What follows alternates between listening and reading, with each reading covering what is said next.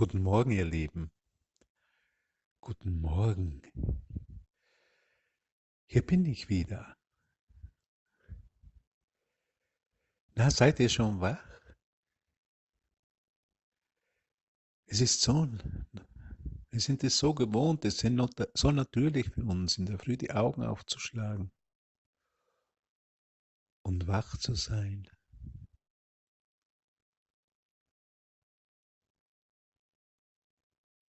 Und so natürlich sollte es auch sein, dass wir uns erinnern, dass wir das Licht der Welt sind. Dass das heute unsere Funktion ist, das Licht der Welt zu sein. Dass wir heute unser Licht scheinen lassen. In jeder Situation. Dass wir uns erheben über diese Welt, über die Kleinheit, über die Formen. Jesus würde sagen, über das Schlachtfeld, auf dem so viel zu passieren scheint. Aber es scheint nur zu passieren. Du und ich, wir haben die Macht, als heiliger Sohn Gottes uns über das Schlachtfeld zu erheben. Und jenseits dieser Formen unser Licht leuchten zu lassen. Weil wir nicht von dieser Welt sind. Weil diese Welt nicht unser Zuhause ist. Wenn wir erkennen, dass wir an dieser Welt vorbeigehen können und das Licht scheinen können, was gibt es, das uns dann in unserer einzigen Funktion als Licht der Welt aufhalten könnte? Wir gehen an der Welt vorbei, liebe Brüder. Die Welt ist zu klein. Sie ist nur eine Idee eines getrennten Geistes, der diese Idee, dass es ein Gegenteil zu Gott gibt, projiziert auf eine Leinwand, und das nennen wir Welt. Wir wollen uns nicht mit dieser Welt beschäftigen, wir wollen über sie hinweggehen. Wir wollen uns erkennen in dem Licht, dass wir wirklich sind.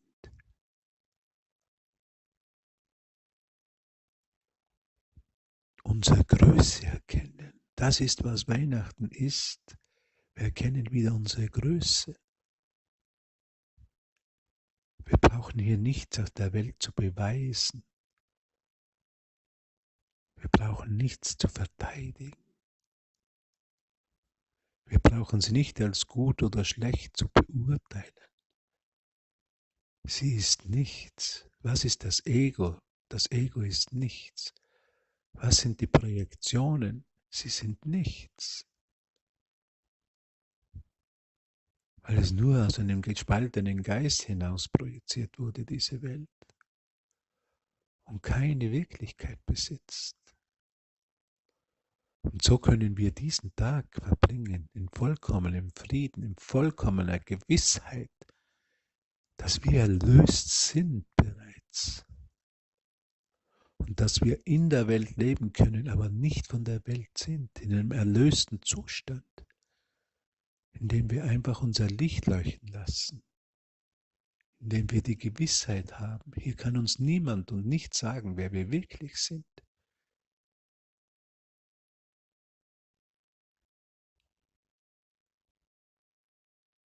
Die Kleinheit kann uns nicht mehr gefangen halten.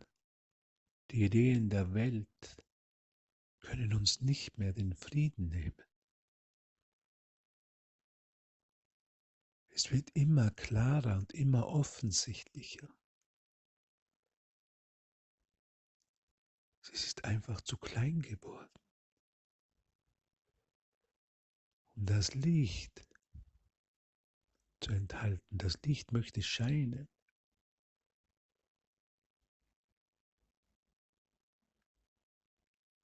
Stelle es nicht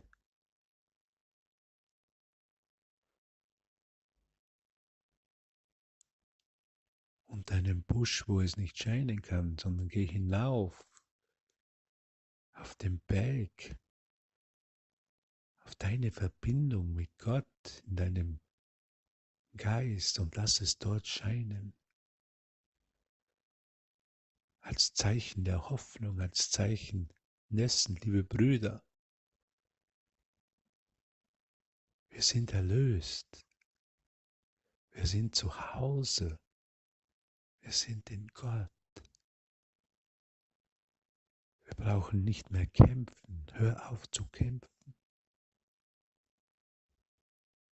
Du brauchst nicht mehr kämpfen,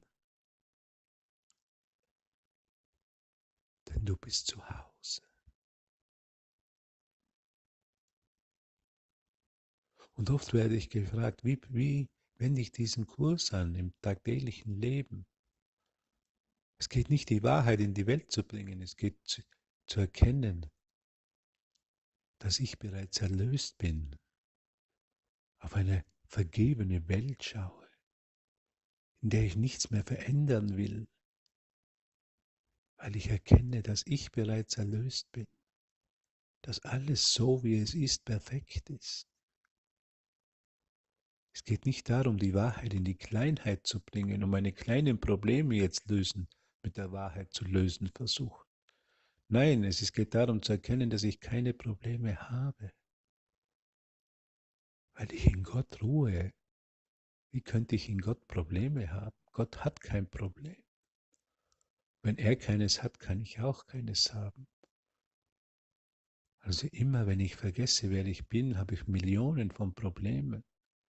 Versuche sie mit meinen Mitteln zu lösen und vergesse darauf, dass diese Probleme nur eingebildet sind. Dass das einzige Problem bereits gelöst wurde, das Problem der Trennung, und in einem einzigen Augenblick berichtigt wurde. Und dass ich jetzt für alle Zeiten in Gott ruhe, im Himmel ruhe. Das Problem wurde gelöst. Sag dir das mal, mein einziges Problem wurde gelöst. Und ich bin im Himmel. Und so ist die Versuchung. Was ist die Versuchung? Immer wieder zu versuchen, Probleme zu lösen mit den eigenen Mitteln, sich auf das Schlachtfeld zu begeben. Zu glauben, hier wäre schon noch eine Lösung. Nein, versuch das Problem nicht zu lösen. Es ist nicht hier. Du bist im Himmel. Es wurde für dich gelöst. Du kannst dich entspannen. Und aus einem völlig entspannten Ruheplatz in deinem Geist diese Welt anschauen und wissen, dass sie auch erlöst ist, dass ich ihr vergeben habe. Was heißt, ich habe ihr vergeben? Ich weiß, dass es keine Probleme mehr gibt. Ich weiß, dass sie nur ein Gedanke in meinem Geist ist, den ich jetzt anders sehe. Ich sehe sie nicht mehr als mein Feind, die Welt. Ich sehe als mein Freund, weil sie mich nicht bedrohen kann. Deshalb kann ich sie als mein Freund sehen. Sie kann mich nicht bedrohen. Sie stellt keine Bedrohung in meinem Geist mehr. So sehe ich sie als Freund, von einem sicheren Platz in meinem Geist. Ist das nicht wunderbar, zu sehen, dass mich hier nichts mehr bedrohen kann? Weil das Wirkliche nicht bedroht werden kann, weil ich im Himmel ruhe mit Gott in dieser Einheit, mir gewiss bin, dass mich nichts bedrohen kann. Die Welt wird dann zu meinem Freund. Jede Situation wird zu meinem Freund. Mein Bruder wird mir zu meinem Freund und Erlöser. Ist nicht mehr mein Rivale. Er ist nicht mehr jemand, der mir den Frieden wegnehmen kann. Er wird zum Teil meines Friedens. Er wird zum Teil meines Friedens. Er wird ein Teil meines Friedens. Er wird ein Teil meines Friedens, meines Erinnerns, des Zuhauses. Es ist so schön, es ist so befreiend, wenn alles Teil meines Friedens wird. Aus diesem sicheren Punkt in meinem Geist schaue ich hinaus und erkenne, dass alles bereits zu Hause ist, dass alles bereits erlöst ist. Und sage einfach nur Danke, danke Vater, danke Jesus, dass ich meine Sichtweise so verändern konnte, so mir selber erfahren darf, dass die Welt nicht mehr mein Feind ist, dass es keine Feinde mehr gibt, sondern dass alles Teil von mir ist und alles mein Freund ist. Und so sage ich dir danke, mein lieber Bruder, für diesen wunderbaren Morgen. Für einen Moment habe ich heute gedacht, ich möchte noch ein bisschen ruhen. Dann habe ich mich selber erinnert, ich ruhe bereits in Gott. Auch dieses Sprechen, auch dieses Teilen kann ich von einem Platz der totalen Ruhe in meinem Geist machen. Und so sage ich dir unendlichen Dank und wünsche dir einen wunderschönen Tag in der Erinnerung, dass diese Welt bereits erlöst ist, dass alles Teil meines Friedens ist. Und wir erinnern uns heute noch einmal, am Abend um 19:15 Uhr lade ich dich herzlich zu unserem Wundertreffen ein. Komm einfach so, wie du bist. Mach einfach dein Herz auf, deinen Geist und sei mit uns in dieser unendlichen Freude der Schöpfung. Danke, mein lieber Bruder, ich umarme dich. Wir sehen uns in einem Augenblick. Danke.